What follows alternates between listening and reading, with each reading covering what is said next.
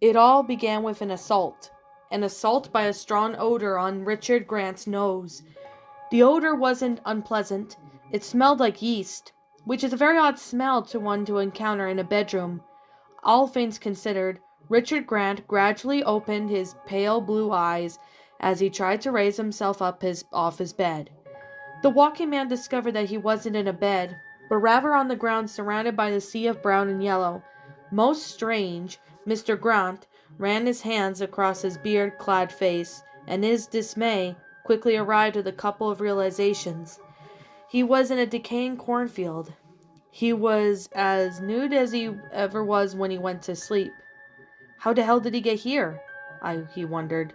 He had no history of sleepwalking, despite being a firm believer of there being a first time for everything. Richard Grant views this as too extreme to have in a case of sleepwalked. Shit, only one way out of this, he muttered to himself. He began to walk through the scene of cornstalks.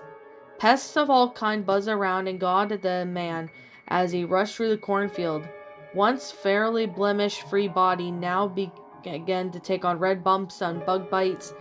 Relief hit Richard as the pests bugged off, and in the clearing was an orange tree stump in the center came into view.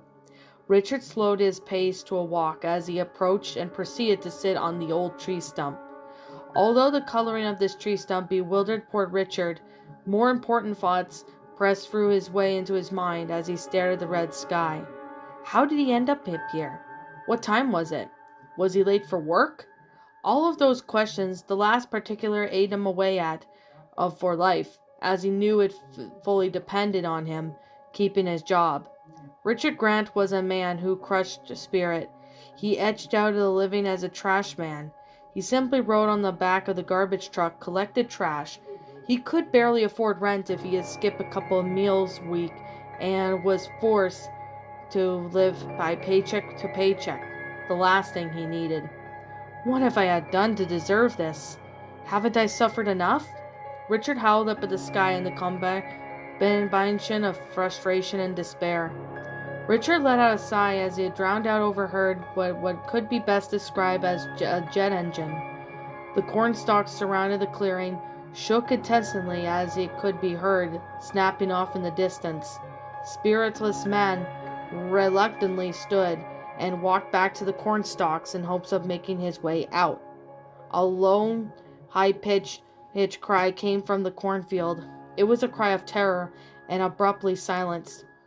Richard paused and crouched down as to shrink himself down to the size of a mouse as he pondered whether or not he should head towards the scream or away from it. Fuck this, he muttered to himself, with fear ebbing out of his voice. Richard headed for the direction he much believed the opposite of the scream. Richard Grant had never seen any cornfields as creepy, or given them to the past, but now he was in the midst of and he couldn't even see his way out. He was dealing with something that had frightened another man and had potentially silenced a man's scream. Now he was afraid of cornfields in general. If Richard had his way, he would never go near a cornfield for as long as he lived, assuming that he got out. He wandered desperately and aimlessly, constantly turning and shifting the direction in effort to avoid the area to which the scream had originated from, and hopefully to find an exit. Due to either bad luck or predatory skill of the beast, perhaps both, Richard Grant came face to face with a bear. No, it wasn't a bear. His mind was attempted to categorize something which it had no way of categorizing, and which simply assumed was a bear at first glance. Very large, rough-skinned creature with various back spikes jutting out from its back and its fist-shaped leg face, and large ragged teeth poking forth before Richard Grant. True terror stood before the helpless garbage collector. How terrified he was. Had Richard been wearing pants, he might have been pissing himself. Instead of his urine dribbled onto the ground, although he could not control his bladder. He could control his legs and ran in the opposite direction as he did. Richard didn't care about the cornstalks anymore, nor the bugs or the human remnants and the bloody cornstalks that he stumbled across as he ran into. No, all he cared about was escaping from that thing. despite one thing might think of a creature or such statue. Slow and clumsy was not. For every step Richard took, the beast took two. Richard's lead dismissed as soon as the beast splayed his arms, and they sat down, crowded around a large screen in the area that could be described as a stadium. Their back cloaks embraced as blue-skinned bodies and shielded from their deep crimson eyes as they hissed at the screen. The hissing extravagances should not be confused or displeasure as the fact a sign of the opposite in the culture. They hissed repeatedly as the man on the screen unknowingly neared the ventral that they had dropped in a ship. As the beast came into Richard Grant's sight, a few of the aliens turned to each other, clacked their fingers as a primary way of communicating. Eventually the inevitable happened.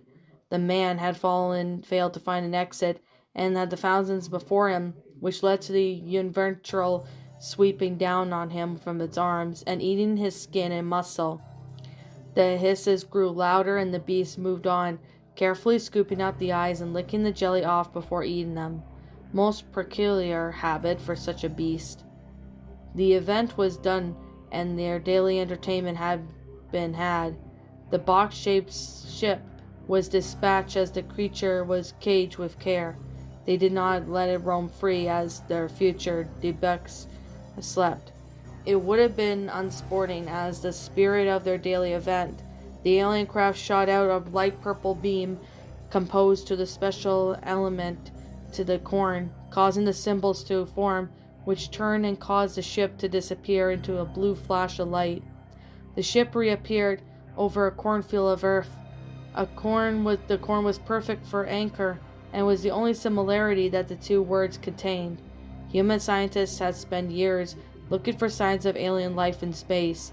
They only had known that they were looking for in the wrong place. Alien life doesn't exist in space. It exists in another dimension.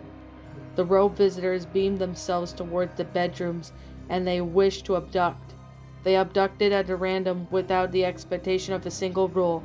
Take no more than one person from a single area at a time. The blue spacemen, their ship, and abducted disappear like ghosts in the night as they shot through the same symbol as the ones Earth, mainly cornfields. Donald Pryor's allergies had begun to act up, causing him to sneeze viciously. He drowsily opened his hazel-colored eyes and stood up with the intention of going to the bathroom to take some allergy medicine. He wasn't in his bed. He was in the cornfield.